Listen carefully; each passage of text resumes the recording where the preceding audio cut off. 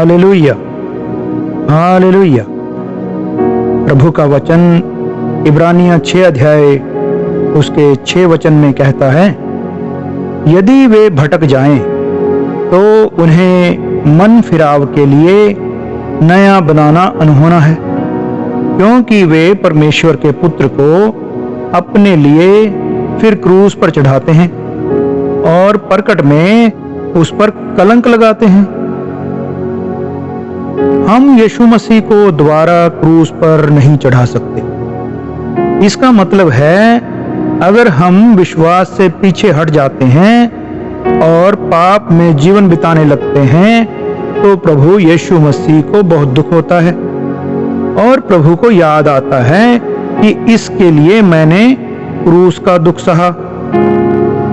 एक माँ बड़े दुख के साथ बच्चे को जन्म देती है और दुख सह सह कर उसे पालती है, उसे पढ़ाई लिखाई करवाती है, खुद भूखी रह जाती है, बच्चे को खिलाती है, खुद गीले बिस्तरे पर सोती है, उसको सूखे पर सुलाती है। लेकिन अगर वही बच्चा बड़ा होकर शराबी, जुआरी, गुंडा, बदमाश बन जाता है तो माँ को वह दुख याद आते हैं जो उसने उस बच्चे के लिए सहे। अगर मसीही लोग पाप में जीवन बिताएंगे तो प्रभु को कोड़े याद आते हैं जो उसने पापियों के लिए खाए। सलीब का दुख याद आता है, कांटों का ताज याद आता है, हाथों पैरों में ठुकवाई कीले याद आती हैं। प्रभु के दास अर्नेस्ट मल ने एक गीत गाया,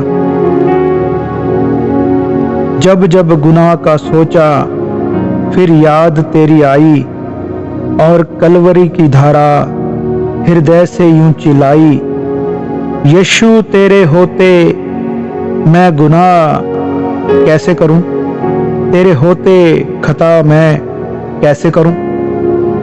हमें भी ये गीत गुनगुनाते रहना चाहिए, फिर पाप करने की इच्छा खत्म हो जाएगी। हमें हमेशा क्रूस के दुखों को याद रखना चाहिए। प्रभु यीशु ने हमें पापी से धर्मी बनाने के लिए इतना दुख सहा। आज हम क्या कर रहे हैं? हमें पाप नहीं करना चाहिए। पाप न करने से हमें ही फायदा होगा और पाप करने से हमें ही गुनाह होगा। पाप हमें नरक में ले जाते हैं और पवित्रता हमें स्वर्ग में ले जाती है। हमारा शरीर आत्मा के विरोध में काम करता है और पाप करने में इसे मजा आता है। हमें शरीर को मारना पीटना है और वश में लाना है और इसे समझाना है कि पाप नहीं करना। पाप ने यीशु की जान क्रूस पर ले ली, इसलिए मैं भी पाप नहीं करूंगा।